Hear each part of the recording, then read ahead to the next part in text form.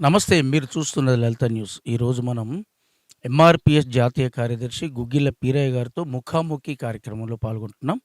ముఖ్యంగా ఎస్సీ వర్గీకరణ చేపట్టాలని మాదిగ హక్కుల పోరాట సమితి ఈ ఎంఆర్‌పీఎస్ ఆధ్వర్యంలో గత 30 సంవత్సరాలుగా విశేషమైన పోరాటాలు, ఉద్యమాలు మందకృష్ణ మాదిగ గారి నేతృత్వంలో కొనసాగుతున్నాయి.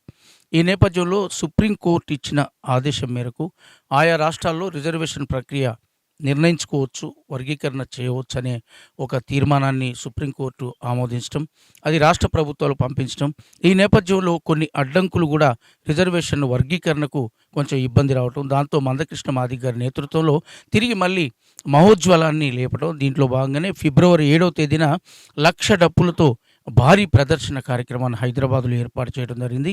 ఈ నేపథ్యంలో మనం గుగ్గిళ్ళ పీరయ్య గారితో మనం మాట్లాడుతున్నాం. నమస్కారం పీరయ్య గారు. ముందుగా లలిత న్యూస్ ఛానల్కు ప్రత్యేకంగా అభినందనలు తెలియజేస్తా ఉన్నా. అయితే ఈ 1,00,000 డప్పులు అనే కార్యక్రమం అంటే మీరు వివిధ రూపాల్లో అసెంబ్లీ ముట్టడి, ఇతరత్ర కార్యక్రమాల్ని, ధర్నాలు, రాస్తారోకోలు నిర్వహించాను. ఈ 1,00,000 డప్పులు అనే నినాదాన్ని తీసుకోవాల్సిన కారణం ఏంటి? ఈరోజు ముఖ్యమంత్రి కానీ, ప్రధానమంత్రి కానీ, వార్డు కౌన్సిలర్ కానీ, వార్డు మెంబర్ కానీ మా డప్పులతోటే వాళ్ళు హోదాలోకి వచ్చేసారు. మేము ఆడినాం, పాడినాం, గంజగట్టినాం కనుక అంతిమంగా మా ఆయుధమే డప్పు కనుక మేము మా ఆయుధాన్ని శబ్దం రూపంలో ఈ పాలక వర్గాలకు వినిపించడం కోసమే 1000 గొంతులు 1,00,000 డప్పుల కార్యక్రమం తీసుకోవడం జరిగింది. ఓకే అండి. అయితే ఇప్పుడు ఎస్సీ వర్గీకరణ చేసుకోవచ్చని సుప్రీంకోర్టు చెప్పిన తర్వాత మీకొచ్చే అడ్డంకులేంటి? ఈరోజు అంతర్గతంగా ఈ 30 సంవత్సరాల ఉద్యమ నేపథ్యంలో బహిర్గతంగా అడ్డంకి కల్పించే వాళ్ళు ముందుకు రాలేదు. కానీ ఈరోజు ఓపెన్‌గా గడ్డం వెంకటస్వామి కుటుంబం మొత్తం కూడా మాల సోదరులు గానీ, మాల ప్రజలు గానీ, మాల ఉద్యమ నాయకులు గానీ ఎవరు కూడా వరీకరణకు అడ్డుపడడం లేదు. ఓన్లీ వ్యక్తిగత స్వార్థంతోటి గడ్డం వెంకటస్వామి కుటుంబం మాత్రమే ఈ వరీకరణకు అడ్డుపడుతున్నారు. ఎస్సీ వర్గీకరణ వల్ల మాదిగ కులస్తులకు అంటే మాదిగ విద్యావంతులకు గానివ్వండి, మాదిగ లబ్ధిదారులకు గానివ్వండి జరిగే ప్రయోజనాలేంటి? ఒక మాదిగ ఉపకులాలే కాదు, మాల ఉపకులాలకు గూడా ఇక్కడ విద్య, ఉద్యోగ, సంక్షేమ రంగాల్లో సమాన వాటా ఏర్పడతది. కనుక ఈ సమాన వాటా ఏర్పడడం వల్ల కొంతమంది ఈ రాజకీయ పదవులు పొందిన వాళ్ళు, ఆర్థికంగా బలపడిన వాళ్ళు, అన్ని రంగాల్లో వాటా పొందిన వాళ్ళు కొంత లాస్ కావడానికి అవకాశం ఉంటది గనక వాళ్ళు అడ్డుపడుతున్నారు. ఓకే. మరిప్పుడు ఎస్సీ వర్గీకరణ జరిగిన నేపథ్యంలో అడ్డుపడే వాళ్ళు అంటే ఏ కోణంలో, ఏ యొక్క అంటే ప్రాతిపదికన అడ్డుపడుతున్నారు మీరనుకుంటారు? మీరు అందరూ గూడా చూసిర్రు. ఆగస్టు 1 తారీఖు సుప్రీంకోర్టు ఆయా రాష్ట్రాల వాళ్ళు వరీకరణను చేసుకోవచ్చు. అది ముఖ్యమంత్రి పూర్తి బాధ్యత ఉంటదని చెప్పి సుప్రీంకోర్టు గైడెన్స్ ఇవ్వడం వల్ల, ఏ రాష్ట్రంలో గూడా ఏ ముఖ్యమంత్రి స్పందించినప్పుడే గౌరవనీయులు రేవంత్ రెడ్డి గారు మాదిగలకు అన్యాయం జరిగిన మాట వాస్తవమే కనుక, మాదిగలకు ఎస్సీ వర్గీకరణ చేసి పెట్టే బాధ్యత నాది. ఒకవేళ ఎవరన్నా అడ్డుపడాలని ప్రయత్నం చేసినా ప్రత్యేకమైన ఆర్డినెన్స్ తీసుకొచ్చి మాదిగలకు ఎస్సీ వర్గీకరణ చేసి పెడతానని చెప్పి మొదటగా మాట్లాడిన ముఖ్యమంత్రి మన రేవంత్ రెడ్డి గారు. ఆ ఆ పరిణామ క్రమంలో కొంత రాజకీయ లాబింగ్ తోటి గుడిసెల వెంకటస్వామి కుటుంబము ఢిల్లీకి చేరడం, ఆ ఢిల్లీలో మరి కుప్పల రాజు మాల సోదరుడు ఉండడం, అదేవిధంగా సుబ్రహ్మణ్య స్వామి మాల సోదరుడు ఉండడం, అదేవిధంగా Congress party all India president Mallikarjuna Kharge కూడా మాల వర్గానికి సంబంధించిన వ్యక్తి కాబట్టి వాళ్ళు రాజకీయ లాబింగ్ తోటి వర్గీకరణ అడ్డుకుంటున్నారు. ఓకే అండి. మరిప్పుడు ఎంఆర్‌పీఎస్ గాని, ఎంఎస్‌పీ గాని ఈ ఈ సంఘాలు గాని, పార్టీలు గాని మరి భారతీయ జనతా పార్టీకి ఏదైతే మద్దతిస్తూ వస్తుందో, ఈ నేపథ్యంలో మరి మన రాష్ట్రంలో కాంగ్రెస్ పార్టీ అధికారం ఉంది. రేవంత్ రెడ్డి గారి నాయకత్వంలో గవర్నమెంట్ నడుస్తుంది.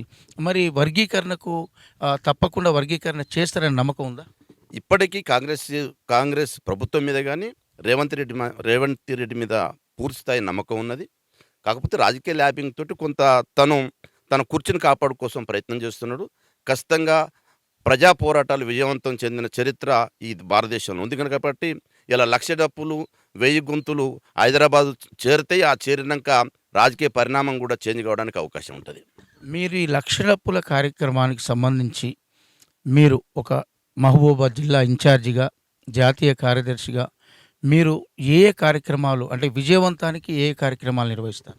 ఇప్పటికే గౌరవ శ్రీ మందకృష్ణ మాదిగ గారు మహబూబాద్‌కు రావడం జరిగింది. జిల్లా సమీక్ష సమావేశం ఏర్పాటు చేసుకున్నాం. ఈ సమీక్ష సమావేశంలో అన్ని మండలాలకు సంబంధించిన మండలాధ్యక్షుల కాంచి మొదలుకుంటే జిల్లా నాయకులు, రాష్ట్ర నాయకులు అందరూ కూడా పూర్తి స్థాయిలో పనిలో ఉన్నారు. ప్రతి గ్రామం నుంచి ప్రతి మాదిగ బిడ్డ సంఖకు డప్పేసుకొని ఖచ్చితంగా 7వ తారీఖు వేలాది మంది మహబూబాద్ జిల్లా నుంచి తరలిరావడానికి సంసిద్ధంగా ఉన్నారు. అందులో భాగంగా నేను రోజు 2 మండలాల సమీక్ష సమావేశాలు పెట్టి గైడ్‌లైన్స్ ఆర్థికంగా ఎట్లా సమీకరించుకోవాలి, డబ్బులు ఎట్లా సమీకరించుకోవాలి, ప్రజలను ఎట్లా సమీకరించుకోవాలి, వాహనాలు ఎట్లా సమీకరించుకోవాలనేది పూర్తి స్థాయిలో మేము అక్కడ నాయకత్వాన్ని గైడ్ చేస్తున్నాం. ఓకే. 7వ తారీఖు లక్ష డప్పుల కార్యక్రమం మీరనుకున్నట్లే సక్సెస్ అయితే ప్రభుత్వాల దగ్గర అంటే ప్రభుత్వాల్లో కదలిక, స్పందన వస్తుందంటారా?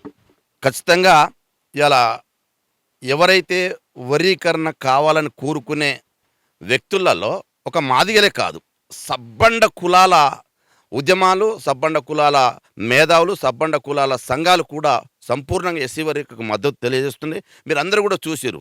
ఎన్నడూ కనివిని ఎరగని రీతిలో మాదిగ ఎస్సీ వర్గీకరణకు నిన్నగాక మొన్న రెడ్డి జాగృతి పేరుతోటి హైదరాబాద్లో సభ కూడా జరిపేసి సంపూర్ణంగా రెడ్డి సామాజిక వర్గం మొత్తం కూడా మాదిగలకు అండగా ఉంటామని చెప్పేసి వాళ్ళు మీటింగ్ పెట్టుకొని కృష్ణమాదిగను ముఖ్య అతిథిగా పిలిపించుకొని మాట్లాడుకోవడం కూడా జరిగింది. అదేవిధంగా బ్రాహ్మణ సామాజిక వర్గం కూడా ఎస్సీ వర్గీకరణకు మేము ఖచ్చితంగా మీకు మద్దతు ఉంటామని చెప్పేసి బ్రాహ్మణులు కూడా మాట్లాడింది. ఇట్లా బీసీలు, ఓసీలు, ఎస్సీలు, ముస్లింలు, క్రిస్టియన్లు అందరూ కూడా ఈ ఎస్సీ వర్గీకరణ న్యాయమైన పోరాటం కనుక న్యాయమైన పోరాటానికి, ధర్మమైన పోరాటానికి ధర్మం ఖచ్చితంగా గెలుస్తుంది, మీకు మేము అండగా ఉంటామని చెప్పేసి వాళ్ళందరూ కూడా మాకు పిలుపునివ్వడం జరిగింది.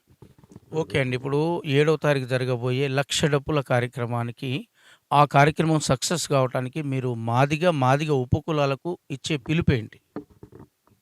ప్రియమైన నా మాదిగ జాతి సోదరులకు, సోదరిమణులకు, ఉద్యమకారులకు, విద్యార్థులకు, మేధావులందరికీ కూడా ఇవాళ ఎస్సీ వర్గీకరణ లేకపోతే మనం ఎన్ని లక్షల ఉద్యోగాలు, ఎన్ని రాజకీయ పదవులు, ఎన్ని సంక్షేమ పథకాలు, ఎన్ని ఎకరాల భూములు కోల్పోయినాం అనేది ఈ 75 సంవత్సరాల స్వతంత్ర భారతంలో మనం కళ్ళకు అగపట్టట్టుగా కృష్ణమాది గారు వివరించడం జరిగింది. 5 సంవత్సరాలు వర్గీకరణ చేసుకుంటే 50 సంవత్సరాలు 20,000 ఉద్యోగాలు వస్తే వర్గీకరణ జరిగినాక 22,000 ఉద్యోగాలు వచ్చినాయి. అదేవిధంగా మొత్తం రాజకీయాల కాడికి వచ్చేటప్పటికి పార్లమెంట్లో 5 ఎంపీలు ఉంటే 4 ఎంపీలు మాలమిత్రులు ఉండేవాళ్ళు, 1 ఎంపీ మాత్రమే నందెల్లయ్య ఉండేవాడు. ఆ నందెల్లయ్య ఇందిరమ్మకు ప్రియ శిష్యుడు కనుక రాజ్యసభ సీట్ ఇచ్చేసి పార్లమెంట్లో కూర్చుంటే పెట్టుకునేవాళ్ళు. అట్లనే ఇవాళ ఉమ్మడి ఆంధ్రప్రదేశ్ ఉన్నప్పుడు 30 మంది ఎమ్మెల్యేలు ఉంటే 30 మంది ఎమ్మెల్యేలలో 21 మంది మాల సోదరులు ఉండేవాళ్ళు, 9 మంది మరి మాదిగ సోదరులు ఉండే. ఇప్పుడు అదంతా కూడా ఉల్టాయి సమాన భాగంగా ఇలా పార్లమెంట్లో 7 ఎంపీలు ఉంటే 7 ఎంపీలలో 4 ఎంపీలు మాదిగలు ఉన్నారు, ఇలా 3 ఎంపీలు మాల సోదరులు ఉన్నారు. ఇవాళ తెలంగాణలో కానీ ఆంధ్రప్రదేశ్లో కానీ 30 మంది ఉంటే ఇక్కడ ఉండబడిన 14-15 మంది ఎమ్మెల్యేలలో కనీసం 9-10 మంది ఇలా మాదిగ ఎమ్మెల్యేలు మరి అసెంబ్లీలో పనిచేస్తున్న పరిస్థితి. రాజకీయాలకు వచ్చినప్పుడు వాటా పెరిగింది, సంక్షేమంలో వాటా పెరిగింది, ఉద్యోగాలలో వాటా పెరిగింది. ఎప్పుడైతే వర్గీకరణ రద్దయిన కాంచాల వేల ఉద్యోగాలు మాదిగలకు నష్టం జరుగుతుంది కనుక ఖచ్చితంగా వర్గీకరణ కోసం అంతిమ పోరాటం జరగబోతుంది. ఈ అంతిమ పోరాటంలో మాదిగలందరూ కూడా భాగస్వామ్యం కావాలని చెప్పేసి పిలుపునిస్తా ఉన్నాం. ఖచ్చితంగా లక్ష డప్పుల కార్యక్రమం హైదరాబాదులో విజయవంతం అవుతుంది. విజయవంతమైన సందర్భంగా ప్రభుత్వాల్లో కదలిక వస్తుంది.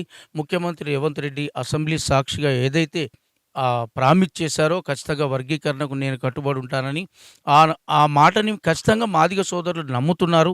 ఖచ్చితంగా కొంత ఇబ్బంది అయినా, కొంత ఆలస్యమైనా కూడా ఎస్సీ వర్గీకరణ అనేది తప్పనిసరిగా జరుగుతుంది, జరగాల్సిందే. జరిగేంత వరకు పోరాటాలు చేయటం ఎంఆర్పిఎస్ కానీ ఎంఎస్పికి కానీ కొత్త కాదు. మందకృష్ణ మాదిగ గారికి కానీ మాదిగ సోదరులు కానీ కొత్త కాదు.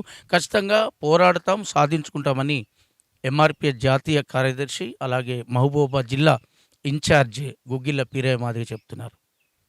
కెమెరామెన్ అరవింద్తో ప్రసాద్, లలిత న్యూస్. మరిన్ని అప్డేట్స్ కోసం మా ఛానల్ని సబ్స్క్రైబ్ చేయండి. ధన్యవాదాలు.